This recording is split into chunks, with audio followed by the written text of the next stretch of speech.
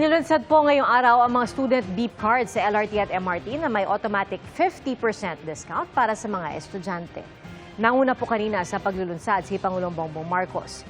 Ipinakita rin ang proseso at pag-imprenta sa beep cards ng pangalan ng mga pasaherong estudyante.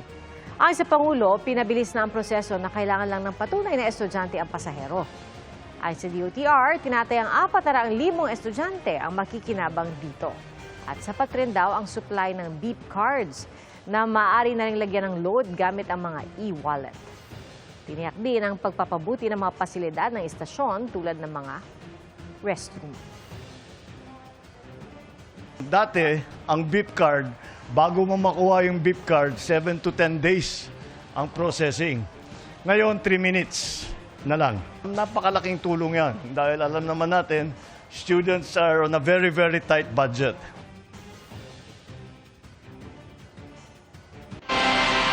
Hulikam ang banggaan ng dalawang motorsiklo sa Cebu City. Kita sa CCTV na nawala ng kontrol at sumemplang sa pakurbang bahagi ng kalsada ang rider hanggang sa nasalpok nito ang kasalubong na motorsiklo.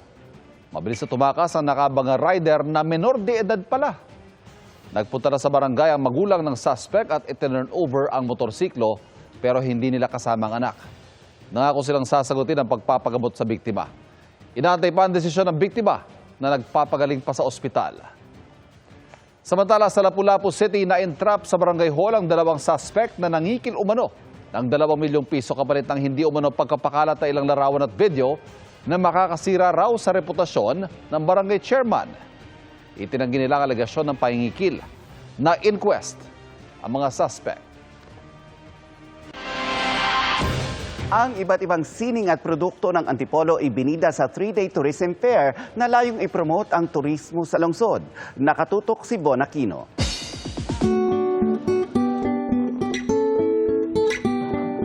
Pag sinabing Antipolo, walang dudang binabalik-balikan ang kanilang kasoy at suman. Ang sikat na hinulugang taktak. At ang International Shrine of Our Lady of Peace and Good Voyage. Instead of going elsewhere in the other countries for faith, but hindi na pupunta sa Antipolo or the Philippines, which we have the first international shrine. Para lalo pang isulong at ipromote ang turismo sa Antipolo. May 3-day tourism fair kung saan kabilang sa mga tampok ang Carolina Bamboo Garden, Flores Garden at Ed's Farm. Ang Ed's Farm is a nature haven. Pareho din ang Flores Garden, which is now becoming a wedding destination and event destination. Nakadisplayt ang iba't ibang klase ng kawayan, pati mga edible at medicinal weeds. Gusto namin makita nila na sa maliit na lugar sa Barrio Tansa, meron palang isang garden that is a classroom. Marami kayong matututunan doon. At saka meron kaming bamboo setum at pinapakita namin yung iba-ibang klaseng bamboo. Ang Flores Garden, maglulunsad din ang produktong mula sa vanilla beans. Pagdating sa sining, hindi magpapahuli ang mga taga-Antipolo. Tinatap na rin po namin siyempre ang culture and arts aside from the destination. Like itong mga paintings na to, ina-encourage po namin ang mga artists na to come out. Pagpatuloy po natin ang pag-innovate sa ating craft. No? At magagawa po natin yan sa pamamagitan ng pagkakaroon ng mabuting collaboration sa kasama natin sa industriya.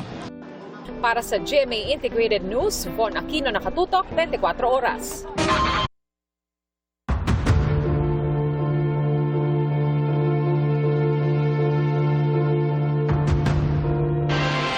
Umuwi sa Bulacan si dating DPWH Bulacan Assistant District Engineer Bryce Hernandez para makakuha ng dagdag na ebidensya para sa investigasyon ng Senate Blue Ribbon Committee.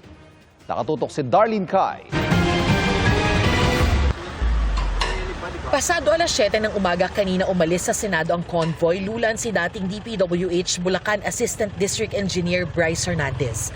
Pinayagan siyang umuwi sa Bulacan ngayong araw para mangalap ng dagdag na ebidensya kaugnay sa ginagawang investigasyon ng Senate Blue Ribbon Committee sa maanumalyang flood control projects.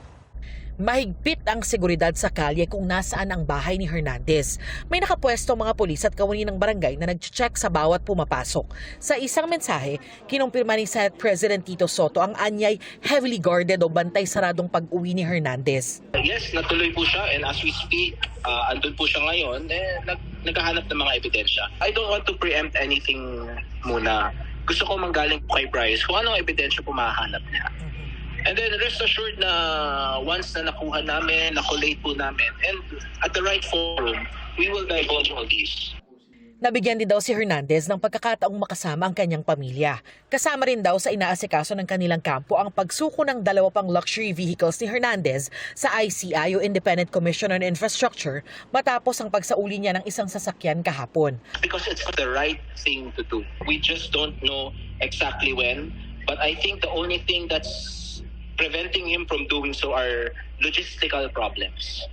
Patuloy raw makikipagtulungan si Hernandez sa mga investigasyon sa maanumalyang flood control projects. Pero hindi sila kontento sa naging takbo ng mga pagdinig sa Senado. He was also frustrated kasi he went there. He went to the Senate ready to reveal what he knew. And yet he was never given an opportunity. May mga questions yan. Yes or no lang ang pinapasagot Pero he would want to explain why this happened. Unfortunately, parang hindi po nangyari yun. Alas 6 ng umaga hanggang alas 6 ng gabi ang ibinigay na oras kay Hernandez. Pagkatapos nito, sabi ni Blue Ribbon Committee Chairman Senator Ping Lacson, kailangan niyang bumalik sa Senado kung saan siya nakadetain mula ng makontempt. Para sa GMA Integrated News, Darlene Kai, nakatutok 24 oras. Nakaambana naman ang taas presyo sa petrolyo sa susunod na linggo. Sa tansya ng kumpanyang Unioil, posible ang hanggang pisong dagdag sa kada litro ng gasolina. 50 hanggang 70 sentimo naman ang posibleng taas presyo sa diesel. Ayon sa Oil Industry Management Bureau, nakikitang may epekto sa presyuhan ang sanctions ng Amerika at European Union sa Russia, sa gitna na rin ng patuloy na gera ng Russia at Ukraine.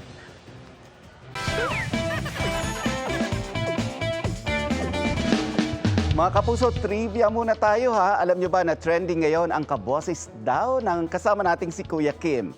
Papasakaya siya sa OG. Kuya Kim, ano ba? Ano na? Kilalanin siya sa Pampagood Vibes ni Darlene Kai. Magandang gabi mga kapuso. Ako po ang inyong Kuya Kim. Ay teka, ba't parang may mali? Ang ating temperatura sa itaas na ito ay Kuya Kim, ano raw? Kung minsan na kayong namalikmata sa kanyang ka-face na si Gong Yu, pwede mo palitan.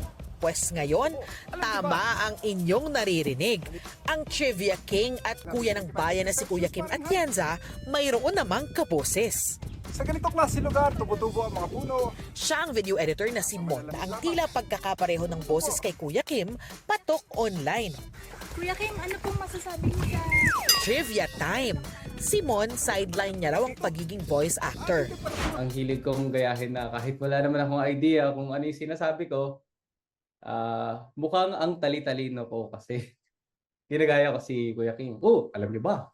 Ito ay natagpuan noong 1977 ng isang Japanese sailor mula sa Japan. Biro nga ng ilang netizens, siya raw ang Kuya Kim na medyo kinulang sa pag-review. Alam niyo ba? At nabuko na nga siya mismo ni Kuya Kim. Ang kanyang panggagaya, nirepost niya. Nagulat ako na parang kinikilig ako kasi idol ko si Kuya Kim. So, ayun, sana hindi siya nga galit. Mag-cruise kaya ang landas ng dalawa? Dahil kimportante ang may alam, yan ang ating aalamin sa mga susunod na araw. Para sa GMA Integrated News, Darlene Kai, nakatutok 24 oras.